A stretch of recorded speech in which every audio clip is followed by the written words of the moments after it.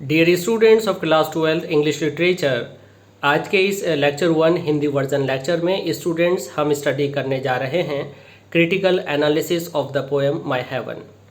हम my heaven poem का students आलोचनात्मक व्याख्या करने जा रहे हैं। हम इसका क्रिटिकल एनालिसिस करने जा रहे हैं। स्टूडेंट्स, इस पोएम को लिखा है गुरुदेव रविंद्रनाथ टैगोर ने। स्टूडेंट्स, मैं हूं एम रहमान और आप अटेंड कर रहे हैं और ऐसी classes of English language. Please अपने सिलेबस को कंटिन्यू रखने के लिए सब्सक्राइब कीजिए हमारे चैनल और ऐसी क्लासेज ऑफ इंग्लिश लैंग्वेज को। इस तरह से आप हमारे सभी नए लेक्चर सबसे पहले प्राप्त कर पाएंगे। स्टूडेंट्स, अगर आपको हमारे लेक्चर्स अच्छे लगते हैं और समझ में आते हैं तो प्लीज़ लाइक करना मत भूलिएगा, शेयर एंड कमेंट ज़रूर कीजिएगा। आइए शुरू करते हैं critical analysis of the poem my heaven that is written by Rabindranath Tagore. Students, Rabindranath Tagore का जन्म 7 मई 1861 में हुआ।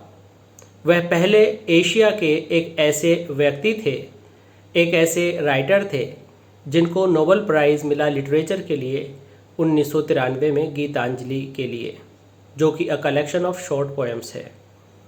उन्होंने पहली शॉर्ट स्टोरी, एक छोटी कहानी लिखी जब उनकी उम्र मात्र 16 वर्ष की थी। स्टूडेंट्स, वह गुरुदेव के नाम से जाने जाते हैं। वह एक बंगाली पोएट थे। टैगोर के अचीवमेंट्स उनके म्यूज़िक के क्षेत्र में, लिटरेचर के क्षेत्र में, प्ले नाटकों के क्षेत्र में, आर्ट के क्षेत्र में और शिक्षा के रिफॉर्म सुधार के क्षेत्र में उनका योगदान भरपूर रहा है। एक लंबी अवधि की बीमारी के पश्चात 80 वर्ष की आयु में अगस्त 7, 1941 को उनका देहांत हो गया। स्टूडेंट्स, अब जानते हैं अबाउट द पोएम।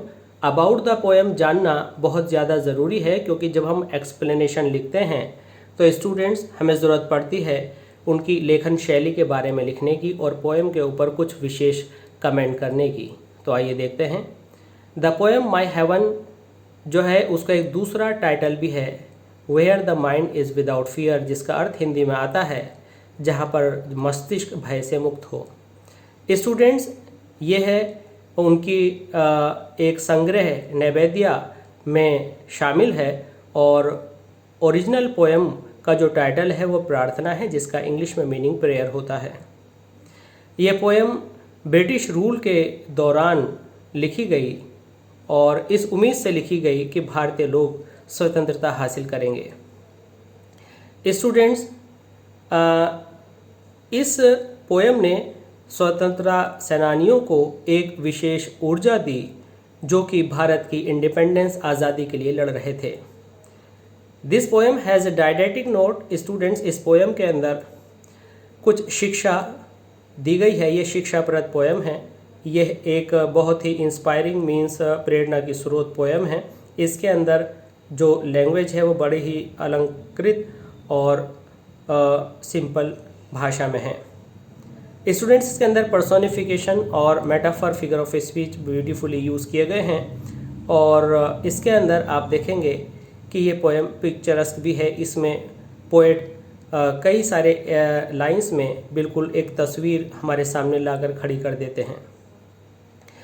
आइए थोड़ा सा सुन लेते हैं स्टूडेंट्स इस पोएम की पैराफ्रेज के बारे में, इस पोएम की थोड़ी सी सिनॉप्सिस के बारे में।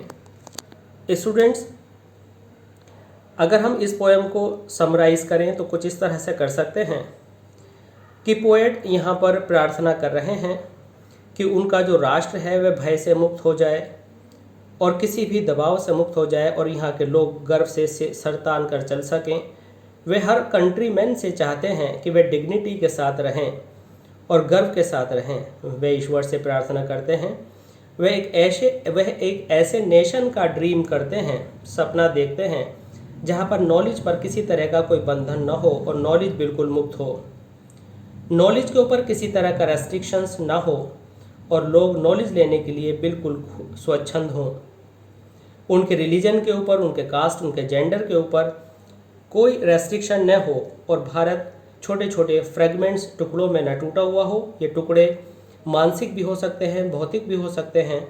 ये टुकड़े जातिवाद पर आधारित भी हो सकते हैं, धरती के टुकड़ों को लेकर भी बात हो सकती है, ये कलर के ऊपर बात हो सकती है, उनके जो कास्ट एंड क्रीड हैं, उनके जो विरासत हैं, उनकी जो संस्कृति है, उनके अंदर बंटवारा हो सकता है। लेखक पोएट चाहते हैं कि ऐसा कुछ ना हो, अर्थात वह किसी भी टुकड़े में, किसी भी वर्ग में न बटे हों, वे सब एक हों, वे किसी भी पूर्वाग्रहों से मुक्त हों।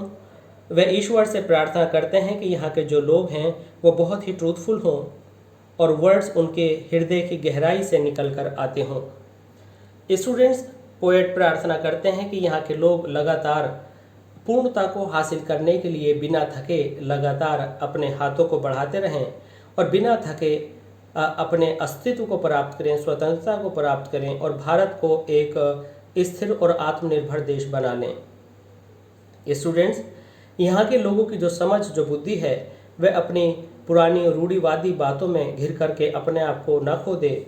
वह ईश्वर से प्रार्थना करते हैं कि हे ईश्वर, मेरे इस देश को, जहाँ की सोसाइटी किसी भी बुराई से मुक्त हो, यहाँ की सोसाइटी बहुत मजबूत हो, हे ईश्वर, ऐसी सोसाइटी वाला देश मेरे देश को बना दे। हे ईश्वर, मेरे देश को ऐसा बना दे जहाँ पर हमेशा लोगों का माइंड अच्छी तरफ जाने वाला, विकसित होने वाला और विकास करने वाला हो। स्टूडेंट्स, मैं आशा करता हूँ कि ये lecture 1 Hindi version, lecture critical analysis based poem my heaven आपको पूरी तरह समझ में आया होगा।